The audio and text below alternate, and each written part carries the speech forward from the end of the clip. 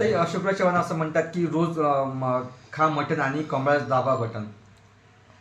आदर्श चव्हाण, अच्छा अशोक चव्हाण का, मला वाटलं आदर्श चव्हाण.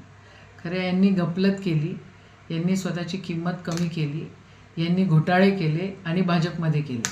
आणि भाजपमध्ये गेल्यानंतर स्वतःच्या वडिलांची प्रतिमा पण त्यांना लक्षात नाही आहे की एक मुख्यमंत्री, एक केंद्रीय मंत्री, त्यांचा मुलगा जो माजी मुख्यमंत्री आहे तो अशा घाणेरड्या गोष्टी बोलतो आणि या खालच्या पातळीवर जातो, याचं आश्चर्य मला नक्कीच आहे.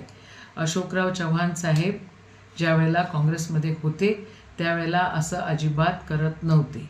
आता पक्ष बदलल्यामुळे त्यांची संस्कृती पण बदललेली आहे आणि नियत बदलली म्हणून पक्ष बदलला असंही म्हणायला काही हरकत नाही.